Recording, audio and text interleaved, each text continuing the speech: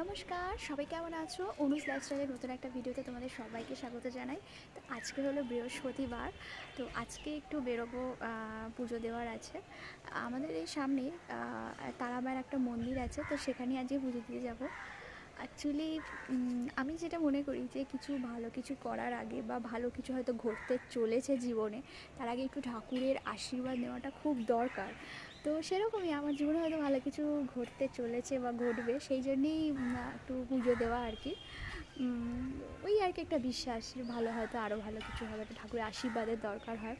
মানে এর আগে একটা ভিডিও আমি তোমাদের দেখিয়েছিলাম, যেখানে আমি বলেছিলাম যে আমাদের এখানে তো সামনেই গঙ্গা আছে, তো গঙ্গার জল আনতে যাচ্ছি। তো ওই একই যেখানে আজকে পুজো দিতে যাচ্ছি ওখানেই গঙ্গার জল আমরা নিয়ে আসি, কিন্তু তখন কনস্ট্রাকশনের কাজ হচ্ছিলো বলে আমি ওখানে যেতে পারিনি। তার পাশে আরেকটা মন্দির আছে একটু দূর, এই আরও 2 মিনিট লাগবে হয়তো।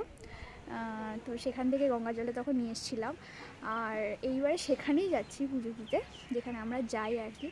মা যায়, মায়ের সাথে আমি যখন হয় তখন আমি যাই। তো আজকে আমরা সবাই মিলে যাচ্ছি পুজো দিতে।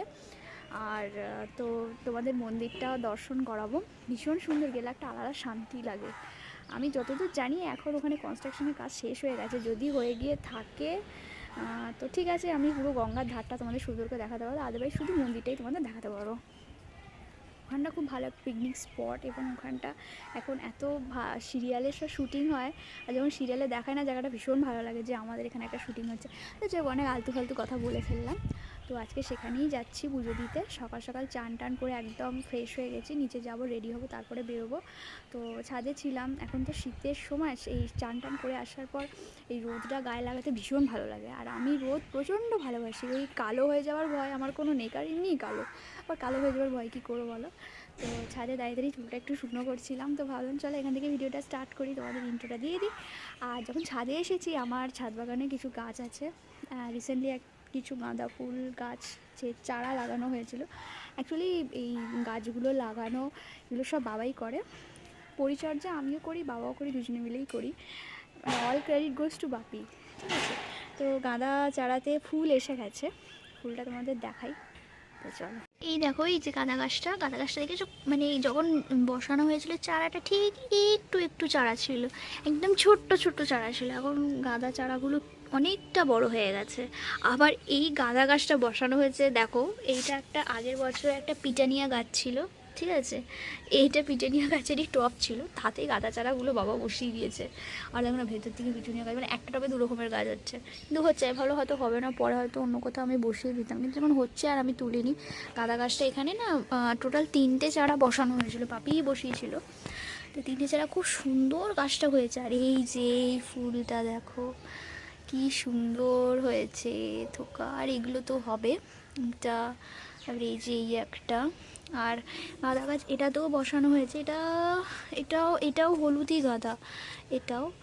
আর এইটাতেও একটা বসানো হয়েছে, এটা তো সৈকতের জন্মদিনের একটা বার্থডেতে অফিস থেকে দিয়েছিল, হ্যাপি বার্থডে বলে, শ্যাম স্টিলেরই ওদের এটা। তো এটাতে একটা ইনডোর প্ল্যান্ট ছিল, সেটা নষ্ট হয়ে যাওয়ার পর এটা আমার কাছে ছিল, তো এটাতে আমি একটা গাঁদা গাছ বসিয়ে দিয়েছি। পরে ভেবেছিলাম যে এটা বড় কোনো একটা টবে, ওই 4 ইঞ্চির একটা টবেতে দিয়ে দেবো, কিন্তু দেখছি এতে হচ্ছে যখন, এখনও তুলিনি, দেখি যদি পরে যদি না হয় টাকা তুলে হয়তো দিয়ে দেবো। তো এই 3টে গাঁদা গাছই বাবা বসিয়েছে। গাঁদা গাছগুলো খুব সুন্দর হয়েছে, পরিচর্যা সেরকম কিছু নেই, ওই সপ্তাহে 1 দিন করে মিক্স যে একটা সার হয়, ওই সারটা শুধু গাছের গোড়াটার চারদিকে একটু ছড়িয়ে দিই, ব্যাস। দিনে 2 বেলা করে জল, গাছের গোড়াটা দেখে জলটা দিতে, গাছটাকে ভিজে থাকে তো জল দিই না, আর যদি শুকনো থাকে তো দিয়ে দিই, মানে 2 বেলা করে পার ডে জল দিই, বিকালে আর সন্ধ্যেবেলাতে, ব্যাস। তাতেই গাছটা এত সুন্দর, এক্সট্রা আদার্স কোনো পরিচর্যা নেই, আমি সেরকম কিছু করি না। তবে সৈকত ওর গাছের জন্য প্রচণ্ড পরিচর্যা করে, আমি সেরকম কিছু করি না। আমার না করে এত সুন্দর চার করা কী দরকার বলো, করলে হয়তো আরও ভালো হতো, আমি এমনিও খুব লেজি আছি, যাই হোক। আর এই গাঁদা গাছটা যে বসানো আছে, এই গাছের গোড়া দিয়ে পিটানিয়া গাছটা, এইটা আগের বছরের পিটানিয়া গাছ। আর এই যে ভেতরে যেটা একটা হচ্ছে, এই যে একদম ভেতরে, এইটা কিন্তু এই নতুন চারা এবারে বেরিয়েছে, আমি না খেয়াল করিনি, আমি তোমাদের এই ভিডিও করতে গিয়ে আমি খেয়াল করছি নতুন এই এই এই পিটানিয়া গাছটা ভেতর দিয়ে বেরিয়েছে। আবার এটাতেই যে একটা কুড়িও এসে গেছে, আবার ফুলটা ফুটবো হয়ে আছে। তো ঠিক আছে, হোক আর কি। আর দেখানোর বলতে এই একটা গাছ, এটাতেও প্রচুর ফুল হচ্ছে, আমি তুলে পুজো করি।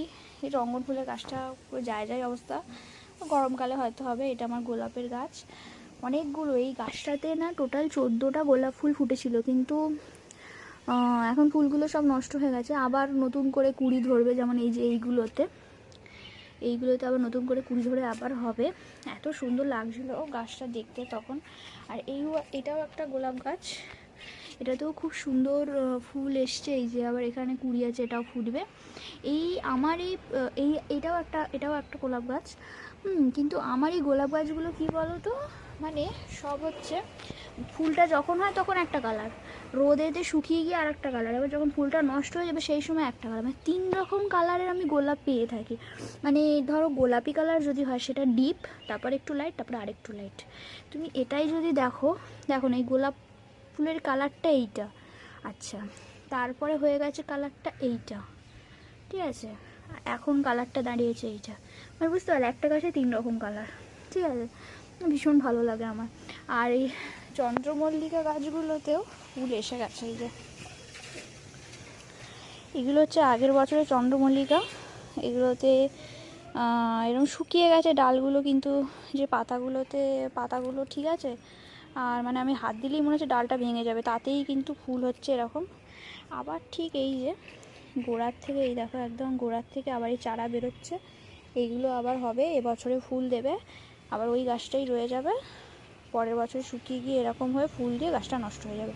মানে চন্দ্রমল্লিকা গাছগুলোই এরকম টাইপের হয়। আর এই যে কাগজ ফুল গাছ এখন কাগজ ফুল হওয়া অনেকটাই কমে গেছে, এখন তো হয় না সেরকম একটা কাগজ ফুল। এই শীতটা যাবে গরমটা আসবে, সে সময় প্রচুর কাগজ ফুল হয়। আবার কাগজ ফুল গাছে অল্প ফুল হচ্ছে অল্প হচ্ছে, একটু কেটে দেবো। তো আমার ছাদ বাগানের গাছগুলো সব তোমাদের দেখালাম, কেমন হয়েছে জানিও ফুলগুলো, আর গাঁদা গাছের ফুলটা কেমন হয়েছে জানিও। আসলে গাঁদা চারাগুলো কেনা হয়েছিল, আমরা বলেছিলাম 2 রকম দিতে, একটা অরেঞ্জ একটা হলুদ, কিন্তু চারা যারা করে বোধহয় তারাও হয়তো বুঝতে পারে না। আর আমরা কিনতে গেছি, আমরা তো বুঝতেই পারবো না যেটা কী ফুল হবে, অরেঞ্জ না ইয়েলো ফুল হবে। আমার যেমন আছে সব কটাই বোধহয় ইয়েলো দিয়ে দিয়েছে, কারণ যে কটা ফুটছে সব ইয়েলোই ফুটছে 2টো টবেতে। এখন একটা টবে ফোটা বাকি আছে, ওটা যদি অরেঞ্জ হয় তো ঠিক আছে, তাহলে 2 রকমের হবে, নাহলে 1 রকমেরই হয়েছে। আর তো দেখাতে গরম লাগছিল, যে বেশিক্ষণ রোদে থাকলে আবার গরম লাগে কিন্তু। তো তাই জন্য গুটিয়ে নিয়েছি, তাই জন্য এরকম দেখতে লাগছে, ইগনোর করো। আচ্ছা, তো এবার নিচে যাব, রেডি হব, তারপর তোমাদের সামনে আবার আসবো। তো এখনকার মতো টাটা।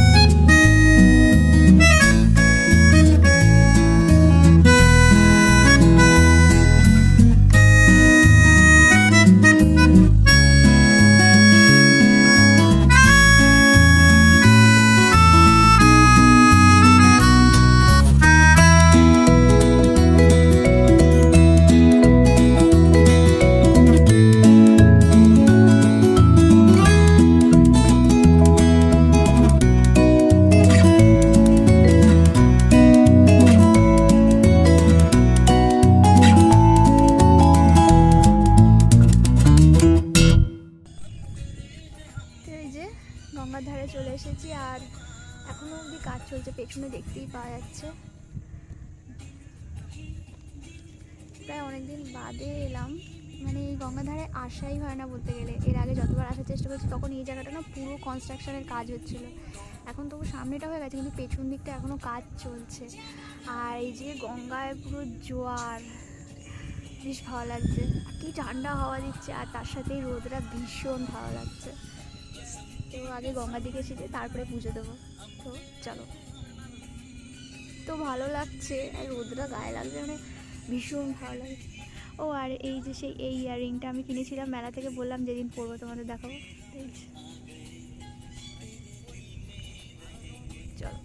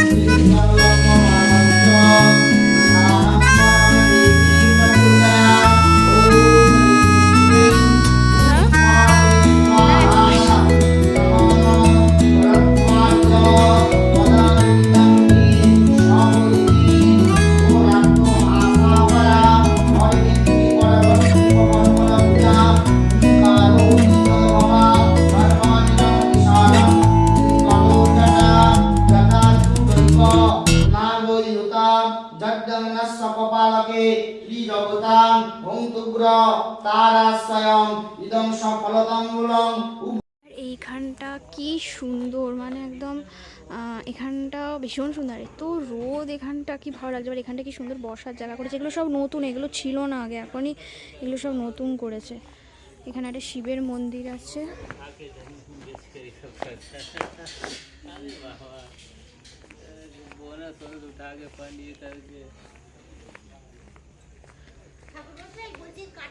না না, ওটা থাকবে বললো। এখানে একটা শিবের মন্দির আছে।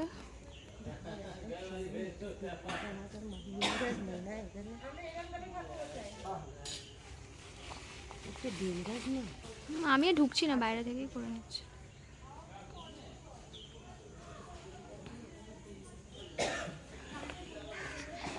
এই যে এটা হচ্ছে বেরোনোর জায়গাটা।